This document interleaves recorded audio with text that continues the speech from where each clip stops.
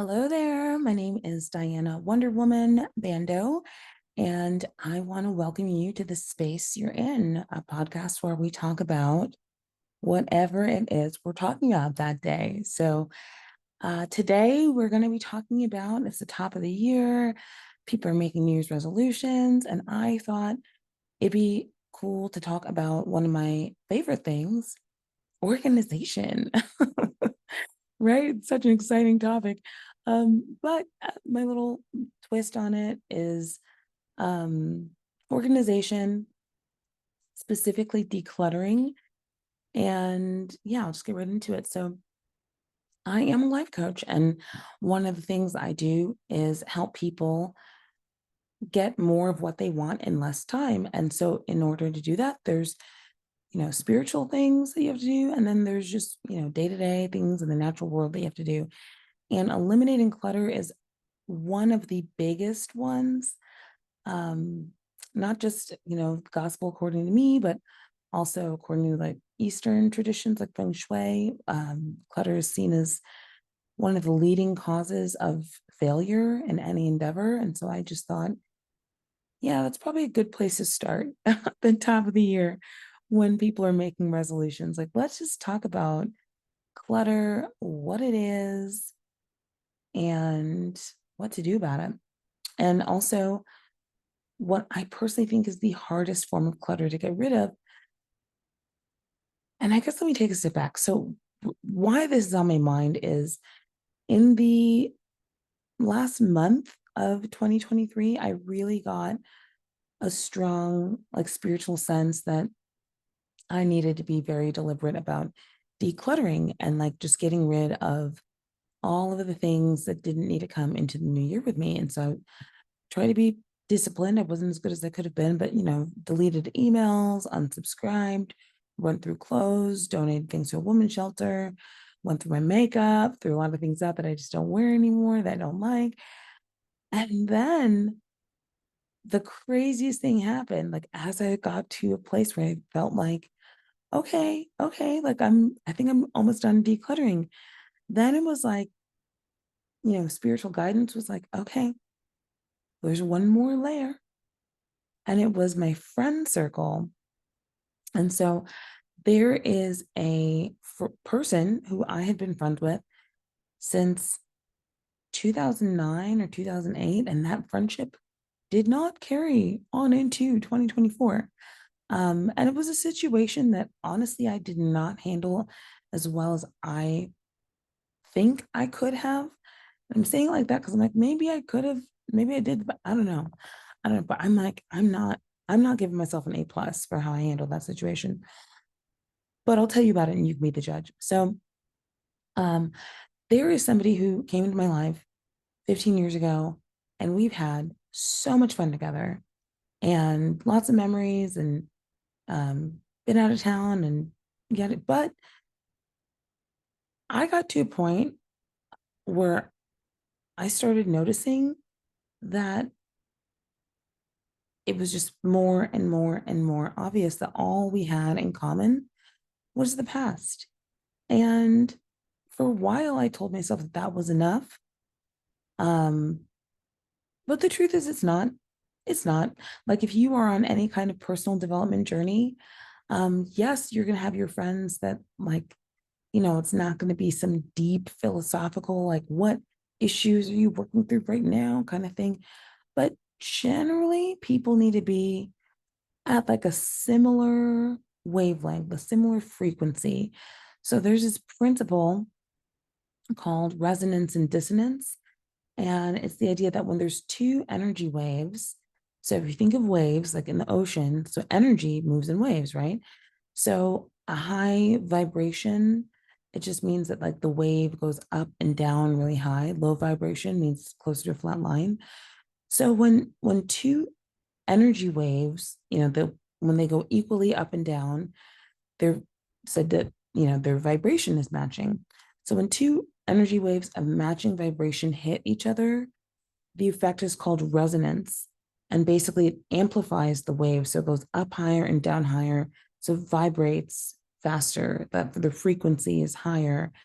In the Bible, there's verse, it talks about how iron sharpens iron.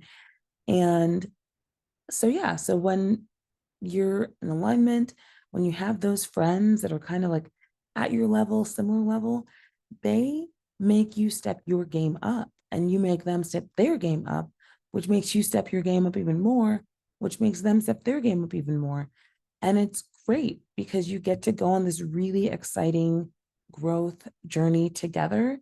And you can look back at pictures and remember where you used to be and look forward to the future together and be excited about where you're going to go. Now, when you have these other friends who are not the same frequency, the scientific principle for when two energy waves meet and they have different frequencies, it's called dissonance, meaning the frequency of both energy waves drops. So you get two waves, same frequency, it amplifies the vibration, it goes up. Two waves, different frequency, the vibration for both goes down. So I was hanging on to this person and at the same time doing my work. For a long time I was seeing a therapist, and then I started working with a life coach, and then I started doing masterminds, and then I got mentors. I was doing all this really intense and expensive personal development work. And just a little bit about me, I have learned the hard way that people are going to do what they're going to do regardless of whether or not you tell them. So I don't walk around saying to people, hey, I'm on this personal development journey, and if you want to be my friend, then you need to be on one too. And da, da, da. I will just organically share what's happening in my life and allow them to do whatever they want to do based on how they feel about what I've shared. So this particular friend, I really did think, oh, we've known each other so long.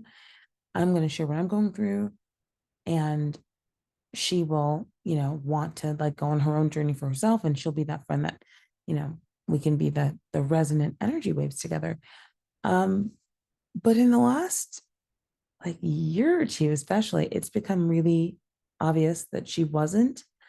And then little things started to happen that made me question like um whether or not it was even a genuine friendship.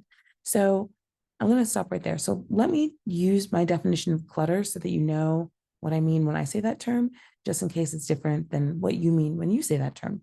So I define clutter as anything, anything, including a relationship, including a commitment to a organization, including whatever, anything that you do not use, love, or that honors you.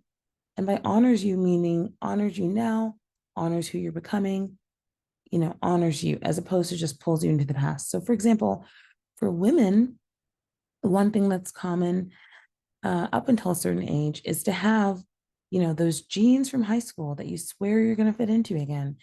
And, some people do. I have friends that look better than they did in high school. And then I have friends that, they had kids, they eat carbs, they are not the biggest worker outers, and they're thicker, and that's fine. And so wherever you are on that spectrum, those genes from high school, unless you have not grown at all, they more likely than not, they don't honor you. They honor who you used to be. They honor the child, but not the adult. High school is like kind of that last crossing the threshold between being a child and being an adult. And it's, a bittersweet period of time for lots of people for lots of reasons. But as an adult, like the things from childhood shouldn't be what honor you now. Like it should be the things that you're doing with the wisdom and opportunities that you've had since becoming an adult. So, anyway, old jeans, that would be a really good example of clutter, especially if you don't use it, wear it, whatever. Another example of clutter is anything that goes into a junk drawer. If it's like if it's junk, then either fix it so it's not junk anymore or throw it away. But if it's just going into a junk drawer, it's clutter. And I have this one mentor who is your classic spiritual, not religious. And I will, full disclosure, have no problem admitting I am a Christian. That's like, my belief system. But I, have lots of friends who believe lots of things, and I love knowing what people think. And so anyway, but she said she's Eastern and had said something about how, when things are not used, they can curse you or it can become a curse, which I thought was a really interesting idea. And I'm not going to go into whether or not I agree with it. I haven't thought about it. But the point is, I mean, the things that you have should be things that you use and need and want and care enough about to keep in good repair. And if they're not, toss them. Why? Because it frees up space for other things, right? So things can be clutter, digital subscriptions can be clutter, um, and then relationships can be clutter. And it's hard when the relationship is with someone that you have a lot of history with, um, that you genuinely care for, that you don't want to hurt. But if you think about it in terms of priorities, like what's more important, like their feelings or your vibration, their feelings or you making sure that you achieve whatever it is that you have been given breath in your lungs to accomplish. Like what matters more? Um, and if you think about it in that sense, like in terms of like your duty, right? Like the way that you express gratitude for the fact that you woke up this morning, then it's almost like, oh, it's like not even personal, it's just business. Like this relationship is not serving me becoming the version of myself I need to be to accomplish the thing that I was put on this earth to do. So I've got to let it go.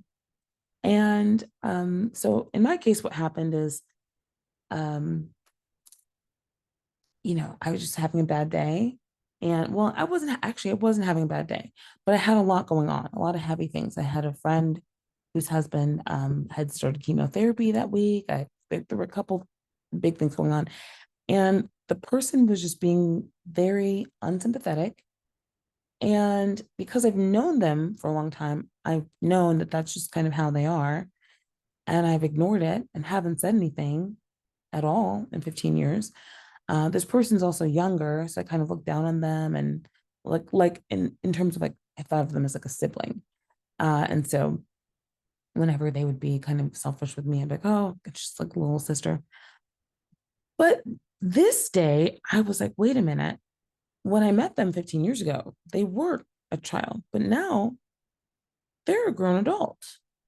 They are in their mid 30s and they're still doing the same things they were doing all those years ago.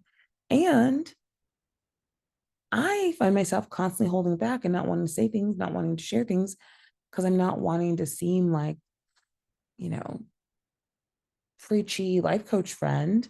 Um, but the truth is, like, we're not having the kind of conversations I like to have with friends. And for us to really be friends, this person would have to be willing to do the type of work that I've been doing for years so that we can have things to talk about without me having to give a lecture, which, is obnoxious, right? Like nobody wants a friend who's constantly like lecturing you when you get together. Like I wouldn't want that. Like I'd be like, what, chill. Like I have YouTube. Like if I want to know, I'll just find it out there. So anyway, conversation happens and I am on this particular day being a little bit firmer, and saying like, no, like this is really what I need. It didn't work for them. And the conversation escalated to a point where I was like, you know what? This isn't productive. You're starting to yell. I'm going to go now. And I hung up the phone. And then after I hung up the phone, I started to get flashbacks of our relationship over the last couple of years. And I realized that there had been two other times where we didn't speak for an extended period of time. And both of those times involved me putting my foot down about something that didn't work for me. And so I realized, oh my God, like this is the third strike. Like this is it. And to be clear, I'm not saying that there should be three strikes. I was just saying on this day, I realized that we were at a third strike. And so I was at a crossroads. I could do the thing that was probably expected and just say whatever needed to be said later on to smooth it over, act like it didn't happen, and just accept that it would happen again, regardless of how profusely she apologized or whatever. Because once somebody has engaged in a pattern, the likelihood that they'll change it, especially if it's a pattern that serves them, highly unlikely. And so that act of like pulling away, I'm going to pull away my friendship, I'm going to pull away my love. That is a manipulative tactic that is used by, guess who? Narcissists, sociopaths, people with borderline personality, generally people with personality disorders, and can, so like that's not what a healthy, loving, safe relationship looks like with friends. And I'm saying that because I suspect that there are some of you who have relationships with people, could even be family members. And like, if I'm going to be totally real, it could even be the person you're married to. Relationships that have become clutter. And some can be rehabbed, others can't. But I just thought I'd bring this up to like bring awareness to the idea that not everybody can go where you're going, and that's fine because they have somewhere that they need to go to. And if you hold on to them too long, maybe they won't get there. And so, in our situation, because we've known each other for so long, the mutual friends we have are like, oh, well, you guys will work it out. And I was like, I don't feel the need to go into detail about why, but no, we won't. We're done. And one of the mutual friends reached out to me and, it said, I heard this, this, and this from, I was like, oh, okay, yeah, that sounds about right. Like that sounds like the version of the story they would tell. And that just further confirms my decision to be done. And so in this top of the new year of 2024, so much that's going to happen this year. We're going to elect a new president. Honestly, I'm a little shook. Um, think about the clutter in your friend circle, in your romantic life, in your whatever. There I just finished this really good book. And it's like the highly sensitive person's guide to dealing with toxic people or something like that. Anyway, it talked about this concept called hoovering, which I had kind of been aware of but forgotten, but it's something that narcissists do. And it just made me think, oh my gosh, people saying like, I have all these friendships, but it's that the idea of like staying in touch with people from the past just to keep tabs on them, see how they're doing, and sabotage them if things are going too well. And I thought, there's a guy I dated a couple years ago who's a narcissist, in my opinion, and we didn't date for long. But he would always brag about how he stays in touch with his ex. And so today, when he sent me a Happy New Year text, I was busy. I was working my website. So waited a couple hours to respond anyway, just because I didn't feel like moving my hands from the keyboard. But I was like, oh my God, this is it. This is hoovering. Like, he's just checking in just to make sure. Just, is there a guy? Is there whatever? And so I'm throwing that out there as well to say that person that you're like, oh, they're such a good friend. They're such a good friend. I would challenge you to really, really think about how they show up in your life and like whether or not they're really a friend or whether they're just trying to keep tabs on you. So, like, using this same former friend as an example, um, and I'm telling the story because it has I think kind of an interesting Uno reverse ending. They had started dating someone about 2 years ago at this point. They're broken up now. And the first time I met him, we all went to dinner and he, and for what it's worth, I was the only Black person at the table, whatever, just keep that in mind. But I said something and he corrected my pronunciation of a word incorrectly. And, I'm a lawyer, so it's not that I don't know how to argue, but I generally don't care to argue if I'm not being paid. So if you want to tell me that 2 + 2 is 22 and you're not paying me to tell you otherwise, I'm gonna let you be right. I will every single day of the week. I don't care. Like, all right, 22. Thank you for letting me know. Next topic. I don't care. Like I'm not, I spend enough time getting paid to argue that I'm just not gonna do it for free. That's silly. So anyway, he corrects me, but like laughed while he pointed out, like, oh my gosh, you said this word. So, and for what it's worth, he's listening. We're friends now, so it's fine. But the word was culinary. And anyway, so I am looking at her like, oh my God, your date is laughing at me, corrected me, just met me, and you have nothing to say. Like if it was me and a guy I was dating was meeting one of my long-term friends of 10 plus years for the very first time, and he points and laughs at her, I'm done. I'd be like, you've told me everything I need to know. Go ahead and delete my number.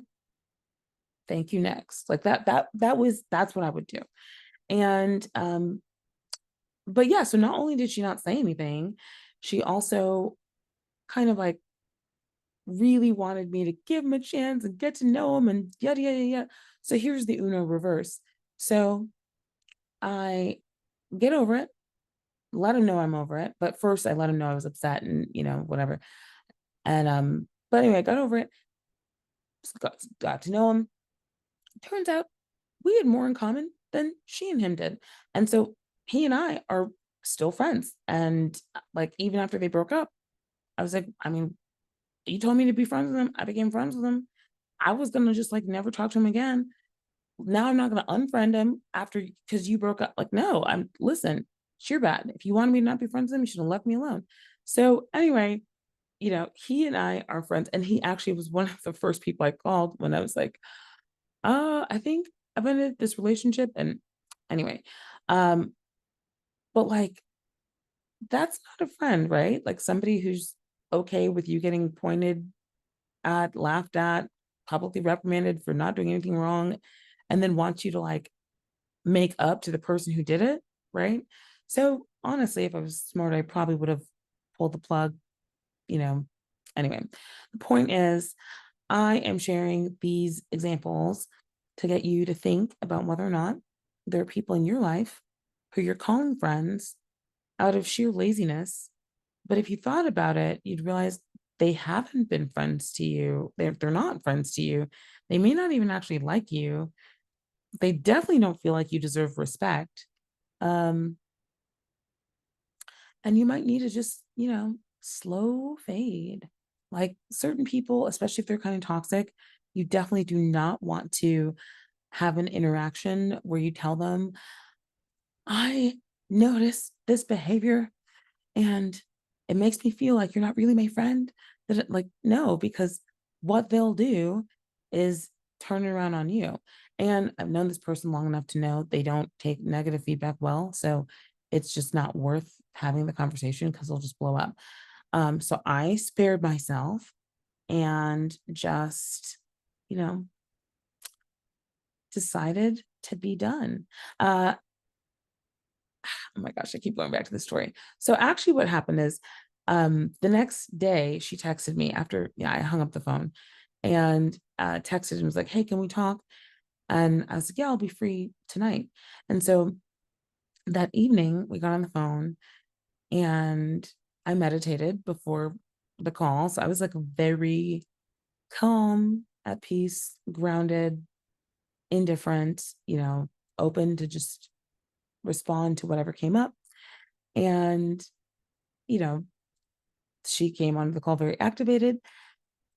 And so after a couple minutes, I was like, okay, I can't tell, but from the way this is going, it sounds like you're wanting an apology from me. Is that right? She said yes. And then I said, is there anything that you feel like you need to apologize to me for? Um, which, okay, let me take it a step back. So the reason for the fight the day before was that I wanted to fix my makeup before meeting for lunch because I had cried. We it was lunch after church. I'd cried during the worship service. Why did I cry? Because I was so moved with emotion. Like, I'm not really a in public crier, so I wasn't adequately prepared with replacement makeup.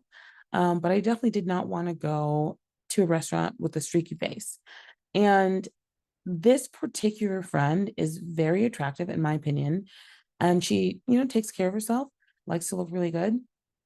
So I thought that she would understand me wanting to fix my face before going somewhere in public. She didn't. Um, and so one of the things I'd said that like caused the conversation to escalate the day before was, well, I really expected you to be more sympathetic since you were someone who really prioritizes her appearance. And I mentioned that to say it's always about you and bringing it back to you. Um, that like one way to tell whether or not someone is being toxic, if you were in the middle of a situation where you're being gaslit, is just to think about like what you would tell them if the tables were turned and they were coming to you and somebody was treating them the way that they're treating you. Like, what would you tell them? So when we're having the conversation the following day, I was like, look, at the end of the day, if you came to me and you told me that you had cried and felt like you needed to retouch your makeup before going anywhere in public, and the friend who you had plans with didn't want you to like be comfortable with your appearance and instead wanted you to just meet them so they wouldn't have to wait and yada yada yada, I would tell you that that person's not really your friend, because friends want each other to look good, right? Friends have each other's back. They want you to look good. Now, I get friends not wanting you to look better than them. I get that, but they want you to look good. And so if they feel like your appearance is like totally irrelevant, doesn't matter, it also reflects what they think about you, right? Or the fact that they don't think about you at all and they're just thinking about them. So, and I guess I'll add this one more little thing before I wrap it up. So I am a single woman in my 30s who wants to get married, and I live in Dallas, Texas. Dallas, Texas is a place where the beauty standards are very high. So if you are a single woman, you have no business going outside not looking good, period, because there's just going to be so many other women who do look good. You're going to get overlooked.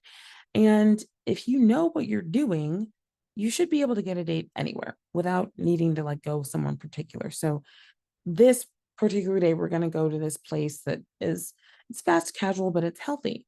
And, you know, you can meet a guy at a fast casual place that serves healthy food, because you can always meet men places with food, but also, certain types of men, the ones that are higher caliber, tend to care about their health.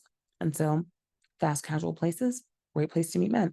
So I also like, if we are going to like, actually, no, I don't know that there's anywhere I would have been willing to go without touching up my makeup. But anyway, so I just wasn't trying to go there, like not looking ready to mix and mingle in case an opportunity presented itself. And friends should understand that. They might be annoyed about having to wait. I get that. They might, wish you were there, like when so they could order at the same time. And what I get that. I get that. But friends who understand the assignment and know what it is care about the things that you care about, like getting married, like meeting someone, like looking good. And throwing that one out there as well, because, for you ladies who are listening, especially you single ladies, it is entirely possible that the people who are smiling in your face are undermining your feminine success in love and dating. Um, some of your girlfriends would rather you stayed single and childless so that you have time for them. And so even if they are listening to you complain about wanting a man, wanting to be a mother, if they are not being supportive of you dating, of you being on top of your beauty, and when I say on top of your beauty, I mean your A game, honey, A game. Like, baddest bitch in the building every time you show up, A game. Okay. If you don't know what A game is, ask somebody. But like that's a friend when you're trying to get married. Your friend wants you to step out looking like a bride. Okay. And that means your makeup's done, your hair looks good, nails are good, outfits together, pleasing scent, fresh breath, white teeth. I could keep going on. Like you don't play with me. I could keep going on. I'm not even, but check boxes. And I'll take a little step back. If this is a topic that there's any interest in, let me know and I'll keep going. But ladies, I think there's a lot of confusion about what beauty is, what beauty isn't. So let me just give you the game real quick. Beauty is health. So you can put on all the makeup and lashes and fake hair and get stuff injected into your butt and whatever you want. But what works across the board is healthy. And so, all the stuff I was saying before, your hair, shiny hair indicates a certain amount of fat in your body, in your diet, which indicates health. A flat stomach, evolutionarily, indicated that you were not already pregnant. And so that's why, in case you're like, why do all the girls with the flat stomachs? Because men unconsciously look at them and say, oh, not pregnant. And they look at a girl with a stomach that is not flat and they think, might be carrying someone else's man and baby. And they're not even conscious of it. Like it's subconscious. It's like at a genetic level. But yeah, I mean, the things that evolutionarily said that a woman was healthy. So, a smaller waist, fuller hips, breasts, um, glowing skin, shiny hair, like certain proportions that didn't indicate like, excess body fat, which could be a sign of like some hormonal imbalance. All the things that indicate that you are healthy, that is what makes a man think that you are beautiful without him even knowing why he thinks that you're beautiful. So focus on your health, ladies. Like focus on get your water, get your sleep. I mean, in the last 24 hours have been not on top of my water or my sleep, but I try to be good. Water, sleep, greens, fruits, vegetables. Leave the processed sugar alone. Easy on the dairy, easy on the grains, easy on all of the things that cause cancer and inflammation in your body. Why? Because they also age you. And anti-aging, looking young, looking vibrant, that's what makes you look beautiful. So if you are out here in these streets and dating and you are serious about getting out of the street and into the sidewalk, then, one of the things you need to be doing is literally making your health and your beauty, like put it on a pedestal, make it number one. And just know that when you do that, especially as a woman, you're going to make some people mad. They're going to get mad. I was very overweight or, depending on who you ask, some people say I look fine. But according to my doctor, I was very overweight for the majority of my 30s and had a very easy time, making friends with men and women. Very easy time. Then I lost weight. At this point, I probably lost from my heaviest to now, probably about 50 pounds. And I've noticed that like it's harder to be friends with both. Like men are a lot slower to try and friend zone you when you're physically attractive. Um, or even like the guys that I have been friends with, like they're like testing the water, like to see like if they could ever possibly have a chance. Like they'll, be like ultra generous or like, and when I say ultra generous, I'm used to guys picking up the check when I go out and things like that. But just like gifts out of nowhere and whatever, like I'm like, well, thank you, friend. So yeah, men will be a lot less interested in platonic friendship, even if they historically were. And then women will get triggered by your presence because it will either make them feel inadequate or like, oh, that's the best she could do. I still look better than her. I am not someone who compares myself to other women, um, partly because I am Black and I grew up in predominantly white areas. So I always look so different than everyone else that there was like not really anyone to compare myself to. So I didn't grow up, like if I grew up around women that looked similar to me, I think I might possibly, I don't know. But everyone had such a different look. I was literally the only fly in the buttermilk. So there was no one that I was gonna like compare myself to because it just was so um but it absolutely is a thing, and women will be so quick to talk about girl code, and I love girl after a certain age, like, you should know, girl code is an illusion, it's not real. I don't know who made it up, probably some shady woman who wanted to take everybody else's man, but it's not real. Women are competitive and comparative. They will skull drag you if they want what you have and don't think that they can get it on their own, which is also why, taking it full circle, you don't wanna have friends on a different frequency because the friends that are on the same vibration, they'll be happy for your blessings, and it'll be that iron sharpens iron. They'll wanna step up their game and, like, make it happen for themselves as if it's something they want, and the friends that are not on your level, not on your frequency, not trying to get there, they would rather try to sabotage you or steal what you have than make it happen for themselves. And, there's one other person in mind, who I'm feeling like, oh, like that's going to be another slow fade relationship because I've been thinking about, the trajectory of our relationship and the way things have worked out. And I was like, yeah, like this person has shown me on multiple occasions that they do not have my best interest at heart. They don't have my back. They'll apologize for the things that they do, but they never try to like clean up the damage. And so yeah, so I'm gonna be letting them go in 2024. And that's another, 10 plus year relationship. But this is what happens. You level up, you invest in yourself, you grow spiritually, and you start to become more and more aware of the things that are happening beneath the surface. And you start to think more in terms of eternal timelines, in terms of legacy, in terms of what you're going to do with the life you've been given.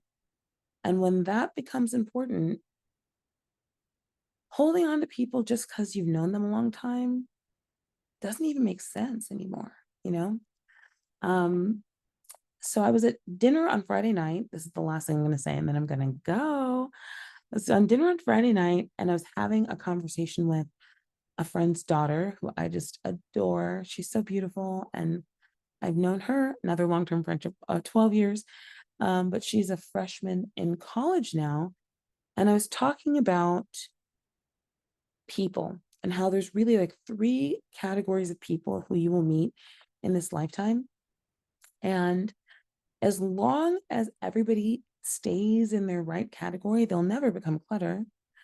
But when you try and pull like the category ones and twos into category three, that is when you have clutter. And that is when you have pain and heartache. And that could have been avoided by just lovingly letting them go when the season ended. So here are the three categories. I did not make this up. It is from Medea, Tyler Perry. Just in case I'm not this wise. But basically it's like all the people who come into your life are like parts of a tree. So the vast majority of the people are like leaves and they are there for a season and it's great and they're green and it's wonderful and they give shade and then it gets colder and they change color and they're so pretty and then the wind blows and they're gone. And that's how it was always supposed to be, that they were there for a season. And even though the season was wonderful, it had an organic end and then it was done. And then there are people who are like branches. So leaves, that's most people. MOST. Most of the people that you will meet in this time on earth are leaves. The next category is branches. The branches are people that are, like more like in the mix. But if you put too much weight on them, they're gone too. And, because they were a little bit more in the mix, their departure hurts more than when the leaves go. The leaves, it's painless. The wind cannot, But with branches, it's just too much weight, and they fall. And it hurts you, but there was too much weight put on them. So then that season's over, never to come back. And then there are people who are like the roots of the tree. The roots don't get as much play. They're underneath the dirt. We don't even see them. But if you are interested or wanting like something interested, seriously, study like just tree roots and like what they do, especially in forests. The roots, those are the ride or dies. Those are people that aren't going anywhere. But here's the thing about roots. So especially in like networks where there's lots of trees, roots will share nutrients with one another. They'll help keep each other alive. They will share water. So if there's a tree that's like not getting, it's getting too much sun or whatever, like the roots are the real MVPs. Like Oprah said something one time about how everybody wants to ride the limo with you, but you want the person who will take the bus with you when the limo breaks down. Okay, that person, that would be the root. And those people are the type of people that old people are talking about when they say you're lucky if you have 2 to 3 friends in life. When I was younger, I would hear that and I'm like, I've got so many friends. What are you talking about? On my birthday party, they're like, yeah, it was a party full of leaves and branches. But yeah, in this lifetime, if you get 2 to 3 roots, you are blessed because they are far and few between. Um, and sometimes you don't even know that they're roots. Sometimes the roots are not the people that you like the most, but they adore you. And for whatever reason, you mean so much to them, more to them than they, do, or because you just don't realize, how ride or die they are for you. And so, my question for you, dear listener, is ask yourself, like, who are the leaves, branches, and roots in your life? Who are the leaves that need to just blow away? And who are like the roots that like need like more love from you, more water, more sunshine? Really be thoughtful about who those people are and making sure that they know that you see them, you appreciate them, and you want them to continue to be part of your journey, because you're lucky if you meet 2 or 3 of them in this lifetime. So, with that, I'm going to stop for now, but thank you so much for listening. This has been The Space You're In. I am Diana Wonder Woman Bandoh, and I will be back at some point. I do not have a recording schedule. So the structure of this podcast is going to be very, very feminine flow. I will record when I record. I will post when I post. And we'll see how frequent it is. Hopefully it'll be weekly, but I am not committing to that. I want to just create when I feel inspired and let you miss me the rest of the time. So anyway, with that, I think, oh, you know what? I'm going to close with a quote. I love quotes, and I feel like that's a really good way to seal this session. So I am a huge fan of the book of Chinese proverbs. I'm just reaching for my copy. So I'm going to pick a proverb, and then I'm really going to be done. I feel like I keep saying, ooh, this one's that kind of proverb.